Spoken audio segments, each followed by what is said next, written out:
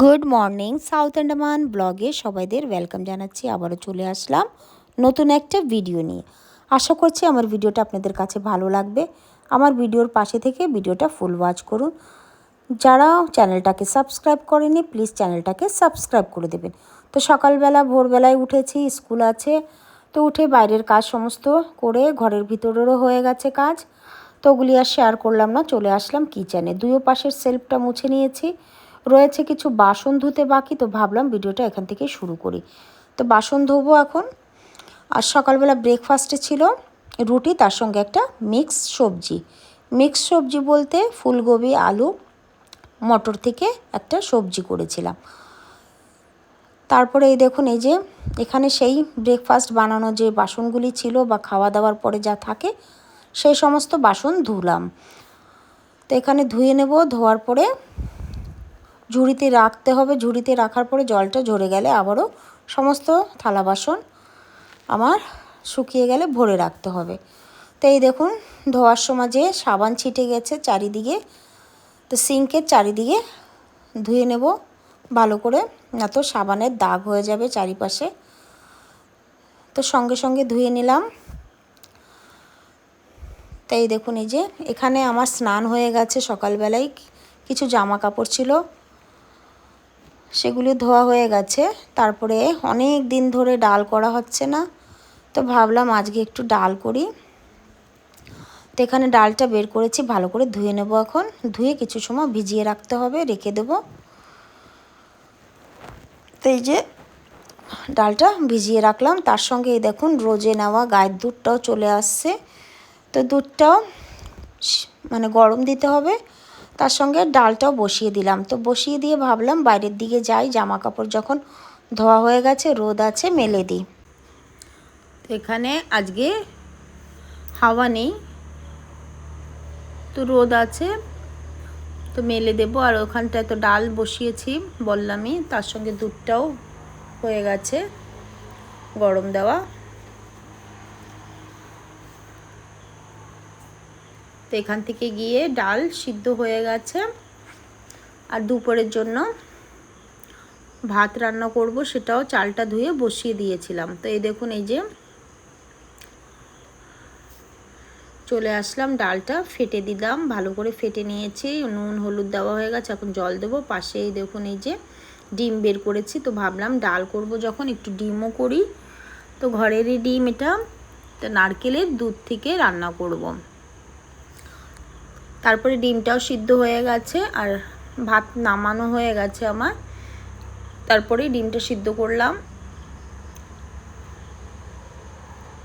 আর এখানে এই দেখুন, এই যে ডিমটা এখন ছিলে নেব ভালো করে। তা এখানে ডালটা ফোড়ন দেওয়া হয়েছিল না, তো ভাবলাম এখন দিয়ে দিই ফটাফট করে। তো এখানে এই যে পেঁয়াজ কুচি, তার সঙ্গে সৌঁফ, মেথি আর শুকনো লঙ্কা, জিরে, তেজপাতা এই দিয়েছিলাম ফোড়নে। ডালটা ছেড়ে দিলাম, আর কিছু পেঁয়াজ কুচি রয়ে গেছে। আর এই দেখুন, এই যে ডাল নামানো হয়ে গেছে। নারকেলও আমার কোড়ানোর পরে নারকেলটা ভিজিয়ে রাখলাম কিছু সময় জলে, অল্প জল দিয়েছে। আর দেখছি কারেন্ট এখনো আসেনি, তো অনেক দিন পরে শিলনোড়ার ব্যবহার করছি মশলা বাটার জন্য। তো ওয়েট করছিলাম আসে না কারেন্ট, তো কি করব, বেটে নিলাম। বেটে মশলাটাও ভাজা হয়ে গেছে, ডিমটা তো আগেই ভেজেছি। এখন নারকেলের দুধটা দিয়ে দিলাম। তো ওখানে কিচেনে ডিমের ঝোল বসিয়ে রেখে আসলাম, এখনও ফোটেনি। আর ঝোলটা একটু মানে কমাতে হবে, তো অনেকটাই নারকেলের দুধ দিয়েছি। তো ভাবলাম তত সময় আমি সোফার কভার, টেবিলের কভার এই সমস্ত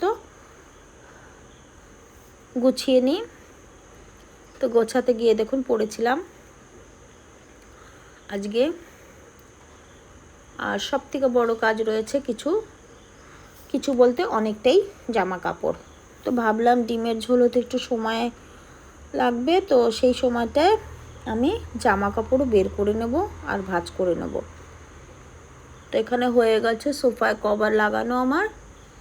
এখন শুধু রয়েছে টেবিলে কভারটা এই যে দিয়ে দিলাম, টেবিলের কভারটা দিতে বাকি ছিল, দিয়ে দিলাম। এখন রয়েছে সেই জামা কাপড় অনেকটা। তো জামা কাপড় ভাঁজ করতে করতে কিচেনও যাচ্ছি দেখতে যে ঝোলটা কতটা শুকিয়েছে। তো এই দেখুন, এই যে আবারও যাচ্ছি। তো এখানে অনেকটাই জামা কাপড়, অনেকটা লেট হবে। তো এই যে আবারও একটু নেড়ে দিয়ে চলে যাব, নাড়া দিয়ে চলে আসলাম আবারও জামা কাপড় ভাঁজ করতে। আর বাইরে যে জামা কাপড় মেলেছে ওগুলি এখনো শুকায়নি, তোলা হয়নি। আজকে যা মেলেছি বাইরে এগুলি আগেরই জামা কাপড়। তো কিছু জামা কাপড় রেখে দেব আর জায়গায় নিয়ে আর কিছুটা রয়ে যাবে, সেগুলি পরে করব। আর রান্নাটাও আমার এখনও কমপ্লিট হয়নি। ডিমের ঝোলটা নামানো হয়ে গেছে, নামানোর পরে চলে আসছে আবার সেই জামা কাপড় নিয়ে। তো ভাবলাম এখন টাইম হয়ে যাচ্ছে, তো আগে রান্নাটা কমপ্লিট করে নিই, তারপরে বাকি যে জামা কাপড় থাকবে ওগুলি ভাঁজ করব আর সমস্ত জামা কাপড় জায়গায় রেখে দেবো। তো এই যে কিছুটা রেখেছি, তারপরে চলে আসলাম কিচেনে। রান্না কমপ্লিট হয়েছিল না, তো এখন কমপ্লিট করব। চিংড়ি মাছ ভাজাটা করলেই কমপ্লিট হয়ে যাবে রান্না। তো এখানে চিংড়ি মাছ নুন হলুদ লঙ্কা গুঁড়ি দিয়ে আর তার সঙ্গে পেঁয়াজ কুচি দিয়ে ভাজা করছি। তো এই দেখুন, এই যে আর তার সঙ্গে একটু কারি পাত্তা দিলাম।